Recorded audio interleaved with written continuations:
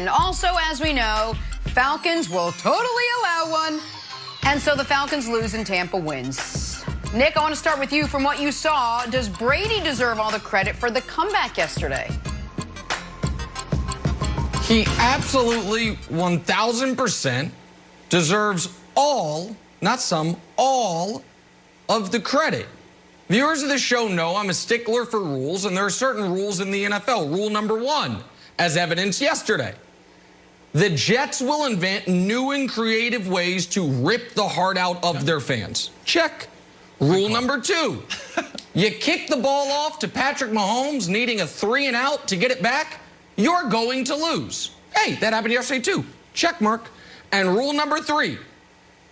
If Tom Brady's team wins, he gets all of the credit. And when they lose, it is quite literally everyone else in the organization's fault but his. So let me check. Bucs won, Brady credit. That's how it goes. Listen, folks, we know these rules. They are now 9-5. 9 times this year, Tom Brady has won them games.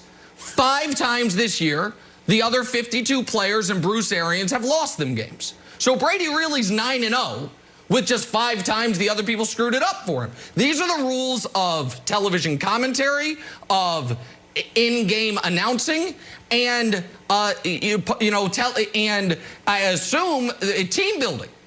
So yeah, of course, Wilds, he gets all the 0 points they scored in the first half.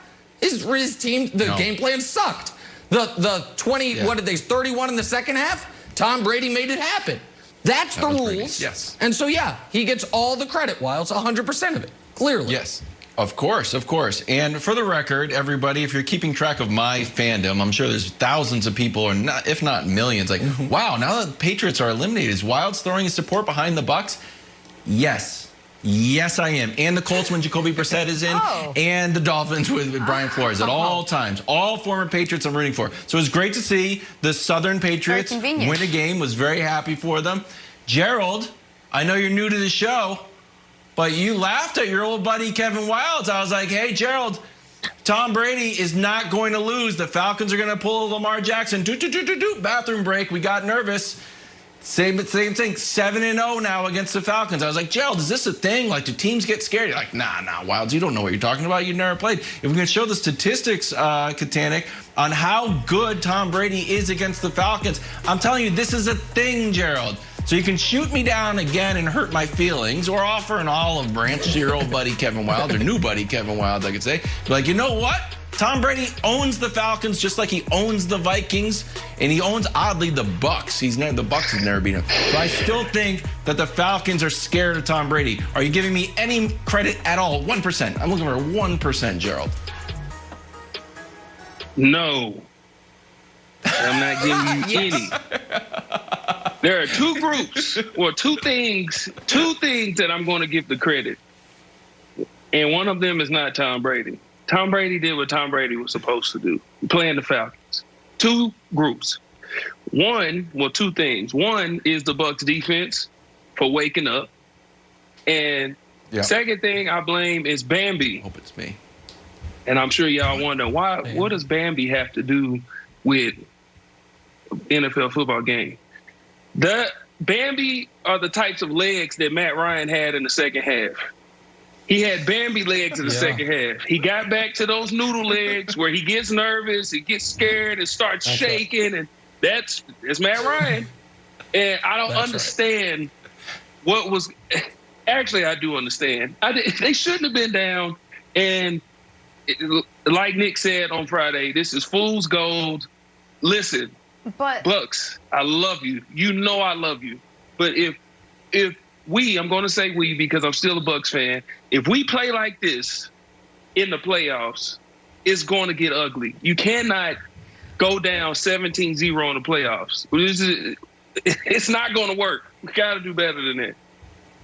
But Nick, can I ask you something? Should we be concerned and worried about them, like Gerald says, for what we saw in the first half, or should we be encouraged that a couple of tweaks in the locker room for halftime and suddenly they look like a completely different team? Like, what do you take away from that with this team?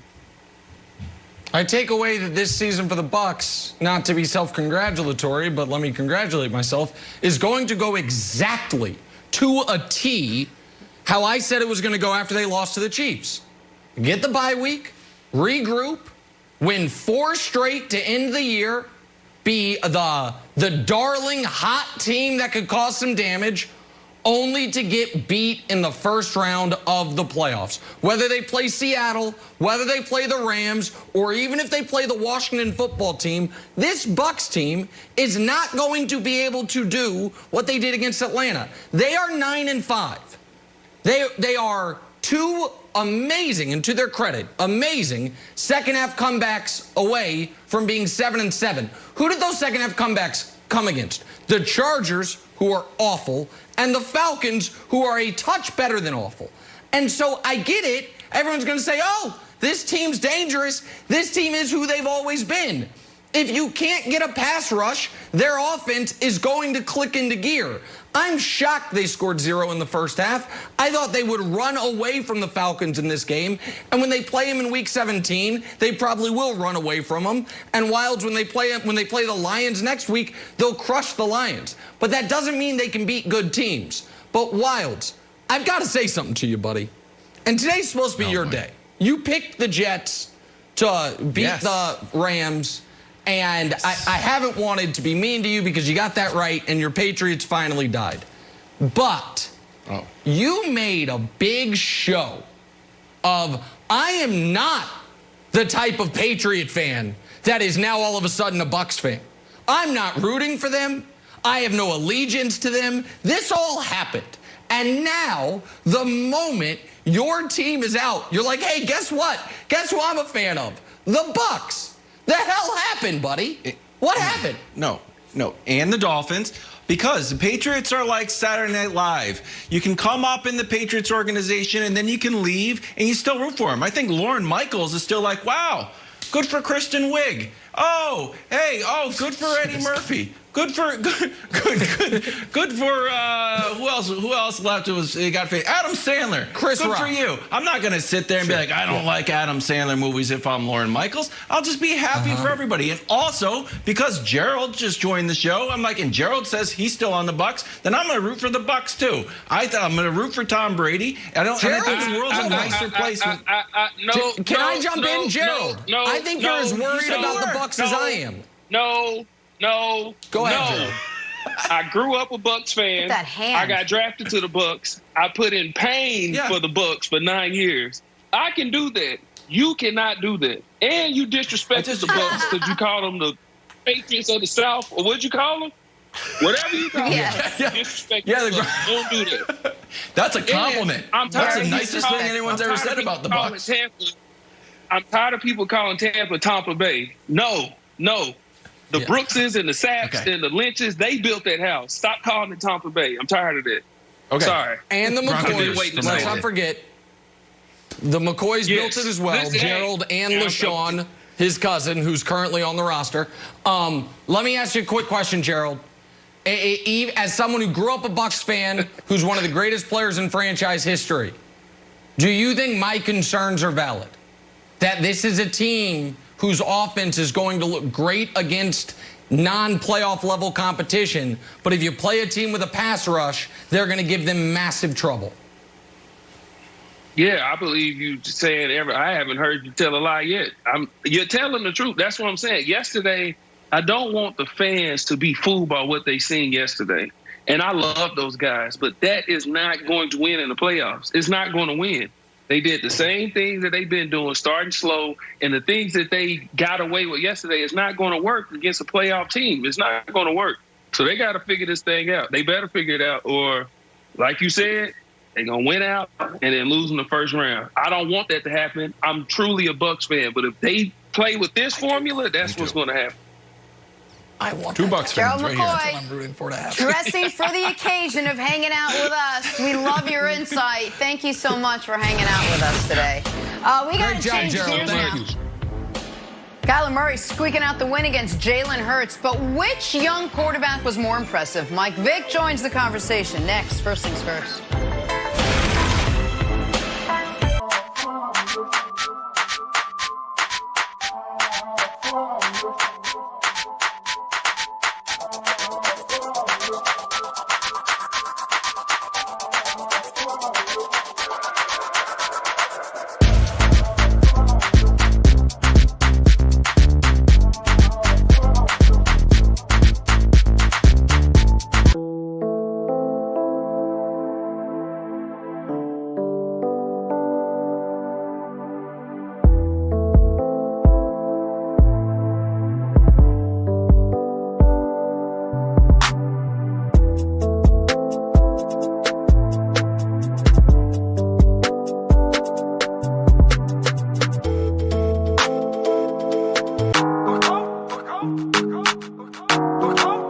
Bye.